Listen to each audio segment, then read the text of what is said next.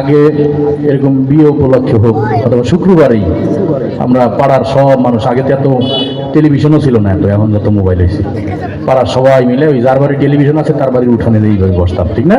বসে আমরা এই আলিফ লায়লা সিন্দাবাদ এগুলো দেখতাম। কিন্তু তখন একটা সুন্দর সময় ছিল যে তখন টেলিভিশনে এত অশ্লীল কিছু হইতো না, যার কারণে পাড়ার সবাই একসঙ্গে বসে উপভোগ করতে পারতাম। এখন তো টেলিভিশনের অবস্থা এমন যে পরিবারের সবাইকে নিয়ে বসার সাহস পাওয়া যায় না, ঠিক না? তো ওই সময় সারা দেশে টিভি ছিল একটা, দুই টিভি, আর তাও ছিল সাদা কালো। তাও আবার একটু বারবার ঝিঝির করতে একজনকে আবার বাসের আগে উঠে অ্যান্টিনার নাড়াচাড়া করে ঠিক করা লাগতো, কিন্তু তারপরে আনন্দ ছিল মনের ভিতর, তাই না? আর যখনই বাইরের স্যাটেলাইট চ্যানেলগুলো আসা শুরু করলো, টেলিভিশনগুলো রঙিন হওয়া শুরু করলো, আস্তে আস্তে অশ্লীলতাও প্রবেশ শুরু করলো, ঠিক না? এখন এমন একটা পরিস্থিতি যে পরিবারের সদস্যদের নিয়ে টেলিভিশনের সামনে বসা যায় না। আগে এরকম আমরা শত শত মানুষ বসা থাকতাম, সামনে চ্যানেল ছিল একটা, আর এখন আপনি রুমের ভিতরে একটা, সামনে চ্যানেল শত শত, কোনটা রেখে অন্য দেখবে। বিশেষ করে যে স্টার জলসা জি বাংলা যে আইছে আমাদের দেশে, এটা এসে আমাদের পরিবারগুলো ধ্বংস করে দিচ্ছে, ঠিক না?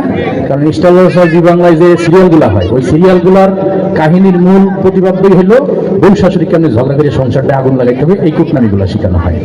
আর এই স্টার জলসা জি বাংলা আমাদের গ্রাম থেকে শুরু করে শহরের মা বোনেরা পর্যন্ত এমন খুশুখুজুর সাথে দেখে, ওইরকম খুশুখুজুর সাথে 2 রাকাত নামাজ পড়লে রাবে অবস্থা হয়ে যেত, ঠিক না?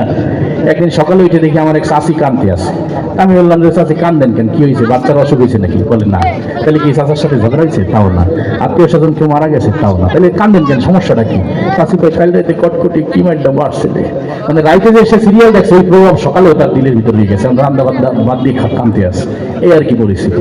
আবার অন্যান্য চ্যানেলগুলো যে আছে, দেশীয় চ্যানেল, ওইগুলোতেও কোনো শিক্ষণীয় অনুষ্ঠান নাই। আমাদের চ্যানেলগুলোতে যে টক শো হয়, টক শোতে আজ পর্যন্ত কোনো ফাইসালা হয়েছে দেখছেন? রাজনৈতিক দলের 2 নেতারা এনে বসাই দেয় যে আপনারা ঝগড়া করেন। তারা ঝগড়া করতে করতে যখন নেতা 2জনই চেপে নিতে যায়, উত্তেজিত হয়ে যায়, তখন উপস্থাপক বলে যে অনুষ্ঠান আজকে শেষ হইলো, বাকিটা দেখবেন আগামী পর্বে। এই হলো টক শো। আবার রান্না বান্না যে শিখায়, রান্না বান্নায় রুচি সম্বন্ধে কিছু শিখাইলে তাও কাজ হইতো। ওই যে কেকা ফিরদৌস নেমে এক মাতারি আছে না, কি দিয়ে যে কি রান্ধে, মুরগির পিছন দিয়ে লুডুস বেরিয়ে দেয়, দেখলে বমি আসে, এই আর কি পরিস্থিতি। একজন ভদ্রলোক অনেকদিন পরে টেলিভিশনের সামনে বসছে রিমোট নিয়ে, দেখি কি অনুষ্ঠান হয়, বইসে দেখে যে কোনো চ্যানেলের অনুষ্ঠান তার ভালো লাগে না, কোনোটাই রান্না বান্না, কোনোটাই খেলাধুলা, কোনোটাই টক শো, কোনোটাই হাবিজাবি, এসে সে 2-3 সেকেন্ড দেখে আর চ্যানেল পরিবর্তন করে।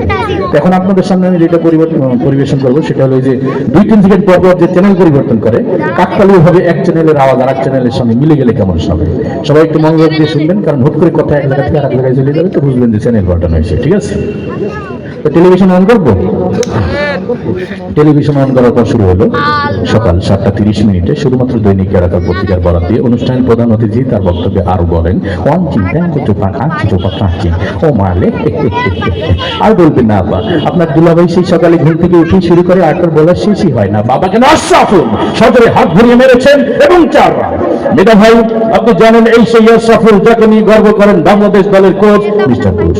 মিস্টার বুশ আফগান প্রশ্নে আরো বলেন, আফগানিস্তান থেকে সৈন্য প্রত্যাহার করার সময় এখনো হয়নি, প্রয়োজনে আরো বিপুল সংখ্যক পরিমাণ সৈন্য গরম তেলের মধ্যে ঢেলে ইচ্ছে মতো নাড়তে থাকুন। হেফাজ যে কথা বলছিলাম, তারপর আপনার ঝাল মশলা সবকিছু পরিমাণ মতো দিয়ে ঘুমটে একটু পোড়া পোড়া গন্ধ হলে ঢাকনাটা তুলে সেখান থেকে 10টি বোমা একটি তাজা রেখে উদ্ধার করেন টিভি পুলিশ।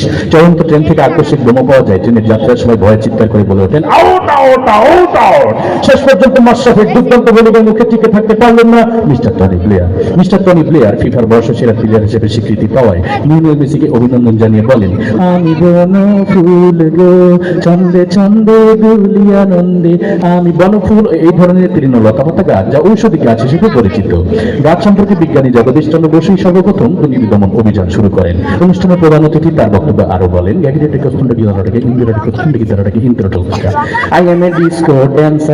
বিড়ি খেলে অনেক সময় ক্যান্সার হবার সম্ভাবনা থাকে। ক্যান্সার, আমাশয়, ম্যালেরিয়া, ফ্যালেরিয়া এই সমস্ত রোগের জীবাণু আপনার খাবারের মধ্যে ইচ্ছে মতো মিশিয়ে নিন। যে কথা বলছিলাম, এগুলো যখন আপনার খাবারের সঙ্গে মিশাবেন তখন আপনি লক্ষ্য করে দেখবেন সোজাসুজি খাবার অঞ্চলে সীমানার বাইরে। এর মধ্যে দিয়ে বাংলাদেশ দলের সংগ্রহ বাড়ালো 2 থেকে 210 কোটি টাকা, যা গতকালের 7,000 থেকে 110 কোটি টাকা ও 50,000 বাড়ি ঘর, ফসলের ক্ষেত ও অসংখ্য প্রাণের জীবন্ত মৃত্যু হয়েছে। সর্বনাশ সেই সিডরের চারিদিকে কান পাতলে শুধুই শোনা যায়, কোথায় পালিয়ে যাবি, এখন তো তুই আমার হাতের মুঠোই। আজকের অনুষ্ঠানের প্রধান অতিথি এই কথা বলেন।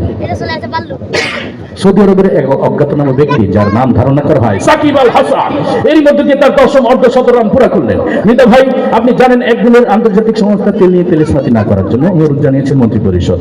মন্ত্রী আরো বলেন, তেল, ডাল, আটা, ময়দা, সুজি সহ সকল ভোজ্য পণ্যের দাম কমানো হবে আগামী 32 সাল নাগাদ। এতক্ষণ আমাদের সঙ্গে থাকার জন্য ধন্যবাদ। শুনছিলেন আবহাওয়াটা, এবার খেলার খবর। ব্যাস, রান্না হয়ে গেল, এবার এই খাবারটা আপনি পরিবেশন করুন। আজকের এই অনুষ্ঠানে আগত নারী, পুরুষ, আন্ডা, বাচ্চা, ডিম, ভাইব্রেশন যারা এসেছে সবাইকে আপনার এই খাবারটি দিবেন। আপনার এই খাবারটি খেয়ে সবাই বলতে বাধ্য হবে, ইন্না লিল্লাহি ওয়া ইন্না ইলাইহি রাজিউন। মৃত্যুকালে তার বয়স হয়েছিল 5 ফুট 6 ইঞ্চি। মুখে ছিল খোঁচা খোঁচা দাড়ি এবং 2 থেকে 3 দিনের রিমান্ডে নিয়েছেন ডিবি পুলিশ। পুলিশই হত্যাযোগ্য সম্পর্কে কিছু না বলে শুধু এতটুকুই বলেছেন, এতক্ষণ আমাদের সঙ্গে থাকার জন্য ধন্যবাদ। শুরু করছি আপনাদের সবার প্রিয় অনুষ্ঠান। আল্লাহ হাফেজ।